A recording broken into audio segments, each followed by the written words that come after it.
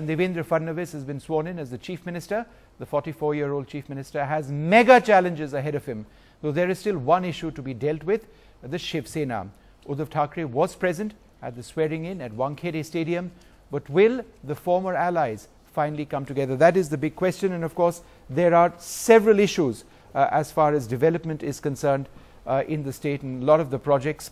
Well, we're going to be looking very closely at all of that. Joining me now, the BJP leader Shaida NC. I'm also joined by the Shiv Sena's Bharat Raut. We'll be joined by the NCP and Congress representatives in a few moments from now. China, congratulations. I mean, today was pretty much what it was all about. The battle for the last, not months, I mean, it's been more than months. It's been perhaps a year since you really got onto this election mode. It's going to be difficult one way or the other. I'm sure you'd accept that it's going to be a long battle for Mr. Fadnavis. He's a young leader, but there are lots of challenges over there. But in the immediate run, and my question is obvious, what happens with the Shiv Sena? What were the signals sent by Amit Shah to them today? Vishnu, I think you need to understand that today was a historic day in the history of Maharashtra. 15 years we've had the Congress and NCP and their misgovernance, if I may say, their corrupt practices. This is the first time we've had a chief minister of BJP origin who's young, educated, dynamic and credible. All these are a rare combination in public life and polity. So I think that every leader from every party was invited to be witnessing our good governance model, which starts with immediate effect. And of course, leadership from all political parties and all their senior leaders were present, because this is the age of good governance and progress for the state, which everyone wanted to be witness towards. No, but China, you're towards. giving me the press release. I'm asking you the basic question. What happens with the Shiv Sena? What was the message actually sent to Uddhav Thackeray earlier on today by Amit Shah? There's no, I'm not privy to any of this speculation, and let me please tell you that I know that the Shiv Sena and Uddhavji were invited, as were all other leaders, and I'm glad that they came, because they are not our enemies, and we've had a 25-year-old long trusting relationship with them. Of course, every party is entitled to, making their mass base increase, and we have done just that through this election. So I don't think you need to read too much into it. The fact that we have risen from 46 MLAs to 123, from the third party to the first, in itself is a day of jubilation, and I'm glad they were a part of it. Okay. Sanjay Jha, there has been so much acrimony in the election campaign. Whether the Congress party likes it or not, it is a new start for Maharashtra. Do you wish this government well? Will you work as a good opposition with this particular government to make a difference for people in the state? Well, all I can say is that we have always been a very responsible and constructive opposition. Unlike the Bharatiya Janata Party, whose track record in the Lok Sabha is now legendary of how they disrupted it. Now, we will definitely not be like that. But I do want to add a point here, Vishnu, since you asked me. It's a new start, but it comes up with a lot of apprehensions, because Maharashtra is not an ordinary state. It's right in the forefront of growth, of a whole lot of other parameters of India's success story. What you see is a very disturbing development, though. And I need to be very upfront with you, because, the BJP spokesperson can call it a historic day. But the fact that you have had a real tamasha, a complete soap opera at the Wankhede Stadium tells you about which way is this government on day one having its priorities. But the second point, you have seen in Haryana, you're seeing here in Maharashtra that you have an RSS person at the helm of affairs. I think that is going to be a cause of serious concern. He may not have political experience. Political experience may come with a period of time.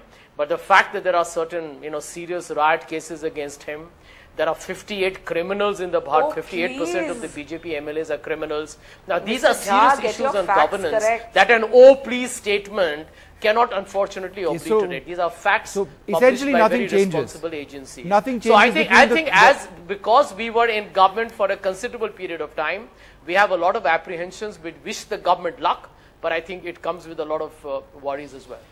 Shaina, go ahead. Vishnu, I mean, I'm amazed. This Congress that talks about or takes a high moral ground and suggests that everyone other than themselves are no option at all for this country. This is just the reply. Can you deny that 58% of the your voter MLAs has are not given. criminals? I didn't interrupt you.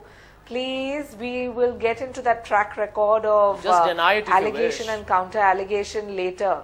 The fact that you had 15 years of a corrupt rule where the deputy CM of the NCP needs to resign, the CM of the Congress needs to resign, this constant convenient marriage goes on to the point of looting the state, and the state I thought the NCP was supporting you. That's why I say it's historic. I'm sorry, I don't think you are aware of the recent political developments in Maharashtra. Because clearly I think you it's don't your know party about that is taking support from the naturally corrupt party. Please let me finish before you choose to scream. I think you are dodging the people of your... No, one minute, Sanjay, let her finish. We don't need to feel apologetic about having any allegiance to the RSS, because little knowledge is a dangerous thing for the Congress. Please understand, it is a nationalistic organization, and anyone who is a leader but is founded on good ideology, an ideology of nation building, will never do harm to the nation or to its voter. There has been a vote. The vote has been a clear mandate. 123 seats is not a small number. Fortunately or unfortunately, I think that the Congress is Shaina, we'll get back to the Congress and BJP bashing in a moment. Majid Memon, let me come across to you now. Embarrassing position that they feel that everything we do has to be viewed with jaundiced eyes. All right. Majid Memon, it's a new start for the state. We've seen your equation change dramatically with the Congress party, and now you are seen to be much, much closer to the BJP. Where exactly do you see yourself going in your equation with the BJP in Maharashtra? See, Vishnu, we have been saying right from the day when the mandate became known to all of us. The people of Maharashtra have chosen among all the four contending parties, major contending parties, Bharatiya Janata Party as the single largest party. We must respect the mandate of the people. Although we are brought down from 62 to 41, 42, and Bharatiya Janata Party has made substantial progress and has returned as many as rightly said, 123 people. Now 123 is short of 145. The bitterness between BJP and Shiva Sena, the talks and the failure of talks were doing rounds all around until today. And today also, although Uddhavji was present on the stage, but he missed the bus. He was not present at the time when the Chief Minister was given oath.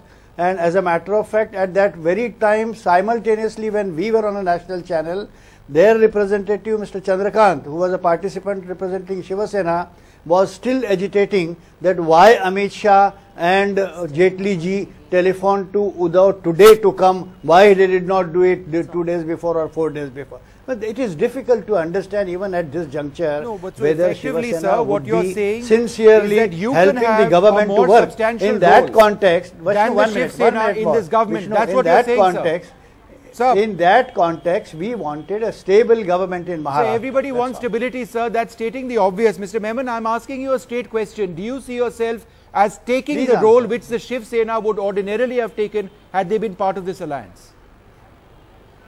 No, Shiva Sena was naturally their immediate friend to look upon. But then as I was telling you that the conduct of Shiva Sena is unpredictable even at this hour. So we can't imperil the mandate of the people. We don't want another election within 6 months. Are you reaching out perhaps more? I mean, do you continue to reach out absolutely directly to the Bharatiya Janata Party? Is this what your political message this evening is all about? No, Vishnu, we have very categorically expressed our position that we are going to help them from outside in order that they are enabled to to form the government. Okay, fair enough. I need to go across to Bharat Raut, the senior journalist and former Rajya Sabha MP of the Shiv Sena. Mr. Raut, you listened to what Majid Memon had to say. He spoke about, and he spoke with, he raised an element of suspicion about where the Shiv Sena actually stood, where that equation with the BJP, if it exists at all, really stands. How would you reply to that? How would you respond to that? And the NCP trying to position itself in a position where perhaps the Shiv Sena would have seen itself a few months back?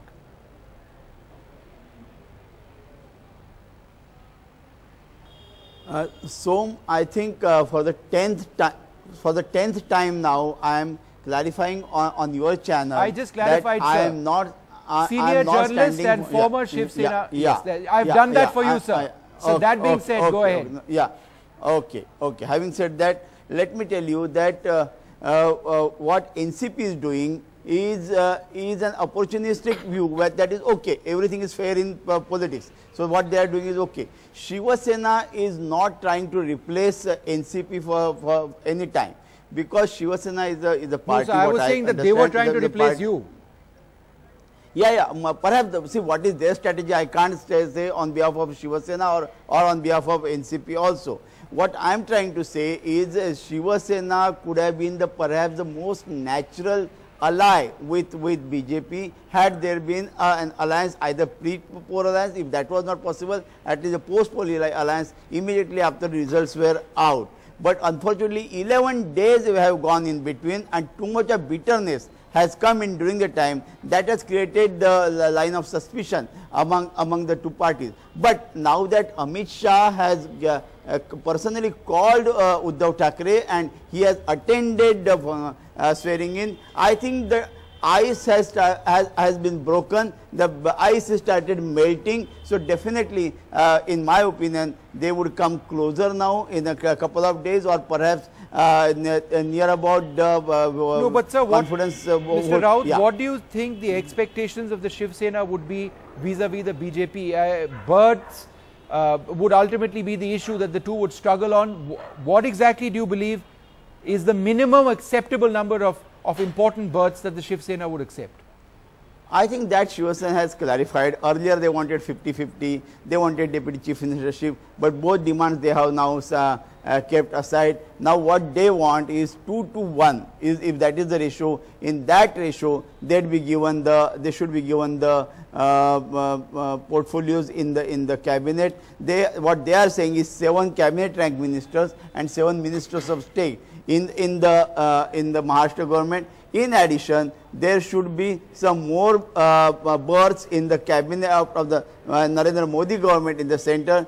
At present, Shiva Sena has only 1 berth, though it has 18 MPs. It is the second largest party in the NDA. Okay. Despite that, they have only 1 berth. So perhaps they would want more. And the most important is Shiva Sena wants the issue of separate Vidarbha state, which Devendra Fadnavis and BJP, and particularly BJP MLAs from Vidarbha, they have been stretching to keep it aside for 5 years, because Shiva Sena for many years has been opposing any separate state coming out of Maharashtra. They want Akhanda Maharashtra, unified Maharashtra. Therefore, Shiva Sena's one demand would be that this issue should be kept in fair enough, Shaina, at least for 5 years. That sounds like a lot of demands. These have all been stated before.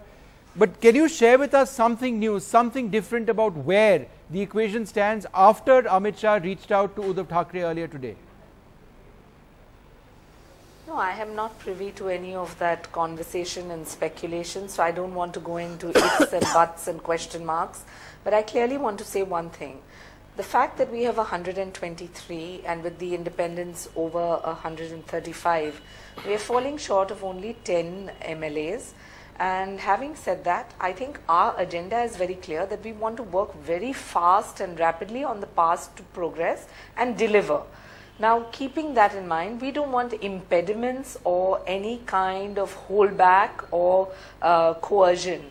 So, keeping that in mind, I'm sure our newly elected Chief Minister Devendra Fadnavis, along with the Parliamentary Board and the central leadership and the state leaders, would ensure that we are not letting down the voter who has voted on a mandate for stability, progress and leadership, and we need to ensure that.